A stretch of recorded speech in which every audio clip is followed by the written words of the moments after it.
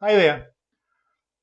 This is just a quick video to let you see why you need to be careful in the way that you green up automatically if you're using automation within Fairbot. Specifically within two-runner markets, so tennis, cricket, anything like that where there's just two competitors. What happened here is I laid Emma Navarro at 1.1 and had a green up all option chosen. Ignore the at the post and going behind. I'm just using my generic green up option here to green up for 25. Now you can see it was triggered. Unfortunately,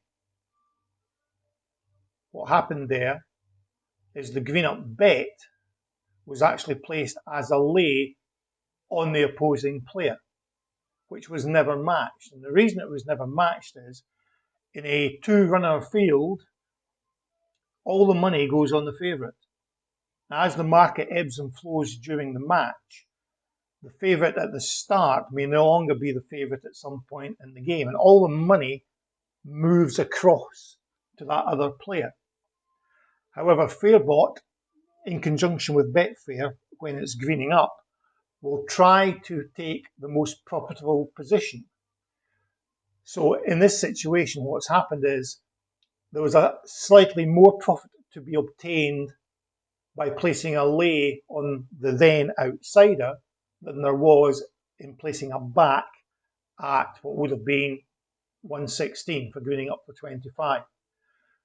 So you have to be aware of that. So when you're creating a green up process in an automation which is going to be used in tennis matches or cricket matches or any other two-field match, seriously consider not using the green up all function. If I open up the strategy editor here, let's go in and edit this rule. So for example, this here is using the green up all selections option. If we were to use the green up all selections, or green up selection, I should say, that allows you to specify and limit the green up process to a particular selection. So in this case, since it would be the favourite, since it was trading at 1.1, that's obviously the favourite, and it only needs to move up 6 ticks or so in order to green up for £25. What you would do is just do this on the favourite, or indeed you could use the volume option because most of the money will be on that favourite. Though having said that, keep in mind that the favourite may have switched at some point during the match, so that statement isn't necessarily true. It's best to go with the back odds in this particular instance. So that will identify the selection, and then you can do up the green up. So then you have to specify the condition. Now the condition isn't a green up all, although I guess it could be. What you can do is use a green up PL for this selection, and this allows you to specify